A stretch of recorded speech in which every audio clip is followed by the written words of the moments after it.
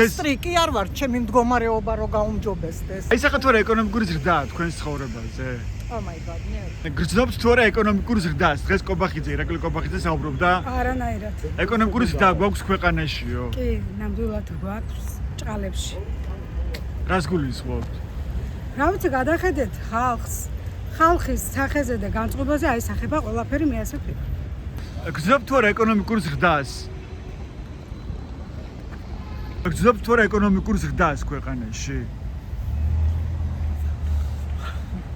როგორ არის? არა ეკონომიკურ ზრდას. ირაკლი კობახიძე ამბობს, რომ ეკონომიკური ზრდა გვაქვს ქვეყანაში დაახლოებით 10%-იო და ევროპაში პირველ ადგილზე ვართო ამაჩვენებლებითო. არა მგონია. ყოლია. სად მიდის ეს ფული თუ ამ ხალხს დაგვაქვს ქვეყანაში? თავრობაში, უფროსობაში.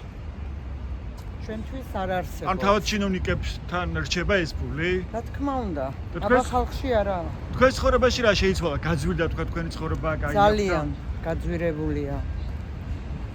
აი მოუმატეს თქვა რაღაც ნაწილი ხელფასები, საჯარო მოხელეებს, ან პენსიები გაზარდეს. არა ყოფნის მაგი მაინც ხალხს. რას ეთყოდით ოცნებას? ოცნების ის ვარ მომხრე, მაგრამ მინდა რომ უფრო გაუმჯობესდეს ყველაფერი. ბოლო 4 წლის განმავლობაში გვაქვსო დაახლოებით 10%-იანი ზრდაო ეკონომიკურიო. ნახოთ. არა, ვნახოთ უკვე წარსულზეა ლაპარაკი, რომ ესე უკვე გაიზარდა და გაუმჯობესდა ჩვენი ცხოვრებაო. არ ვიცი, ჯერ ვერ ვხედავ. დაახლოებით 10% გაიზარდა ქვეყანაში ეკონომიკაო. და ევროპაში ყველაზე მაღალი მაჩვენებელი არის ესო.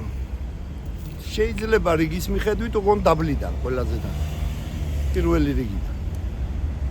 ეს წარმოუდგენელია, რასაც ამბობენ. როგორც ყოველთვის სიცრუეს. ანუ ეს სიცრუეა თუ სხვასთან მიდის ეს ფინანსები და არ მიდის ხალხთან? სხვასთან რა თქმა უნდა და ვიცით უკვე ვისთანაც მიდის და რაც ხდება, მე მგონი ცხადია ყველაფერი. სად მიდის ეს ფული? რა თქმა უნდა, ჩინოვნიკებთან და იმ ადამიანებთან, ვინაც მიითვისა ეს ქვეყანა. არა, პროცენტულად შეიძლება იზრდება, ეხლა რაღაცებს ემატება, მაგრამ ჯერ ხალხზე ეს არ იგრძნობა. რატომ არა ისახა ხალხზე? არა ისახა, იმიტომ რომ სხვა პრიორიტეტები აქვს ეთქობა. 20 ლარი დამატებული პენსია, რომ მინიმალურია, ახლა კი ხვდები, 20 ლარი თვეში მატულობს რა პროდუქტები. ბოდიში გზნობ თუ არა ეკონომიკურ ზრდას ქვეყანაში? ვერა.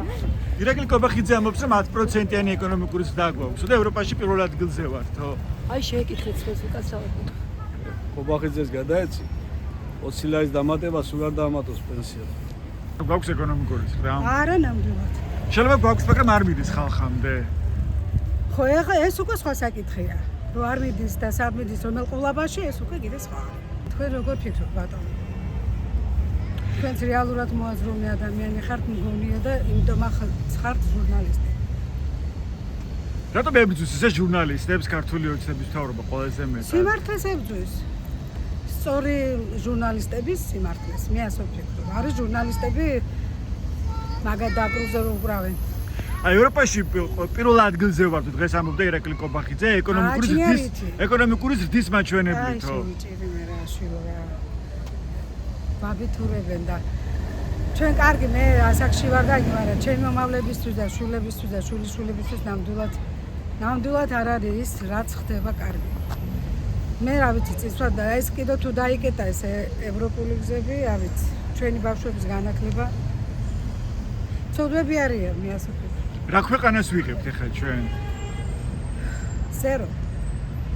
ამ ქვეყანაში იზრდება ეკონომიკური მდგომარეობა, უმჯობესდება? თუ შენობებს დავაკვირდებით კი, ანუ თუ გარემოს დავაკვირდებით, შენობებს, რავი, ახალ კაზინოებს, ახალ სასტუმროებს, რავი, შენდება და ეს თუ შეგვიძლია ჩავთვალოთ ეკონომიკურ ზრდად, კი ბატონო. ინვესტიცია იდება და რა თქმა უნდა ეს ალბათ ითვლება ეკონომიკურ ზრდად, მაგრამ არ ვიცი მოსახლეობისთვის ამდენად იქნება ესე რომ თქვა რომ ამდენად წაადგება. შეიძლება დასაქმდეს ადამიანები და რაღაც ეკონომიკურ ზრდად ჩაითვალოს, მაგრამ ანუ არ გაქვთ განცდა რომ ეს ზრდა აისახა მოქალაქეებზე პირდაპირ და მათ შემოსავლებზე?